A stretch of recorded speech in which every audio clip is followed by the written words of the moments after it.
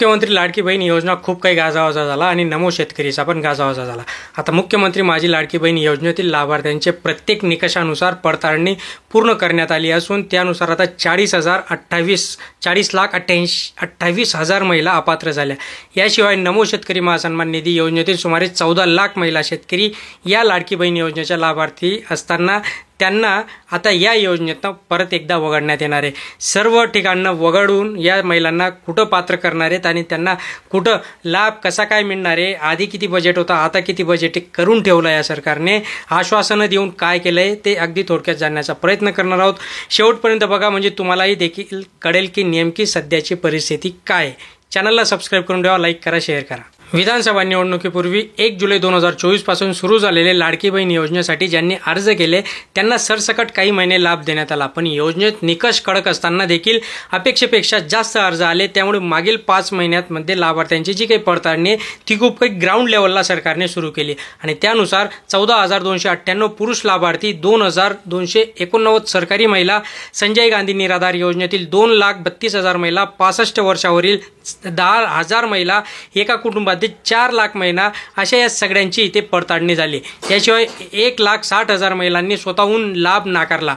तसेच नमो शेतकरी महासन्मान योजनेतील महिला शेतकरी लाडकी बहीण योजनेत होत्या त्यांचाही शोध घेऊन त्यांना या योजनेतनं वगळण्यात आलं। आता अपात्र लाभार्थ्यांची नावापुढे FCC असा शेरा येत आहे, म्हणजे त्याच्यावरून तुम्हाला कळणार आहे। मुख्यमंत्री माझी लाडकी बहीण योजनेचा लाभ 2 महिन्यांपासून बंद झाला असून त्यामागील कारण काय अशी विचारणा शेकडो महिला फोनवर करत असतात। त्यानुसार योजनेच्या निकषानुसार पात्र महिला लाभार्थ्यांचा लाभ बंद झालेला आहे। आता ज्या काही महिला पात्र आहेत त्या पात्र महिलांना याच्यातनं पैसे मिळत आहे। ज्या पात्र आहेत त्यांना FSC असा शेरा तिथे दिसत आहे। याच्या आधी सुरुवातीची परिस्थिती काय होती, एकूण लाभार्थी होते 2.59 कोटी होते। दरमहा लागणारी त्यांची रक्कम होती 385 कोटी रुपये। सुरुवातीची तरतूद आहे बरं काही, सुरुवातीची तरतूद होती, याच्यातनं 46,000 कोटी रुपये यांनी वार्षिक त्याच्यामधनं तरतूद करून ठेवली होती।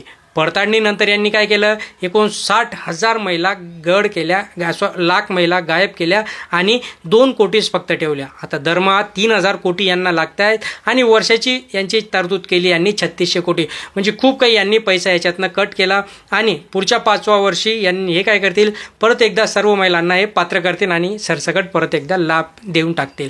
अशा पद्धतीने ही योजना सध्या राबवण्यात येत आहे। काही दिवसांनी म्हणतील ज्याला 2 मुलं आहेत, ज्याला 3 मुलं आहेत त्यांना याच्यातनं मिळणार नाही, किंवा ज्याच्या करता पुरुष काहीतरी पैसे कमवतोय त्याला पण याच्यातनं उघडणं, म्हणजे सरकार हे फक्त लुबाडण्याचं सरकार आहे, आश्वासनांचं सरकार आहे। सुरुवातीला गाजर दाखवायचं, नंतर फक्त त्या गाजराचा हलवा करून स्वतः खाऊन घ्यायचं, अशी यांची परिस्थिती यांनी करून ठेवली आहे। तुम्हाला काय वाटतं खाली कमेंट बॉक्समध्ये कळवा। चॅनलला सबस्क्राईब करा, लाईक करा। धन्यवाद।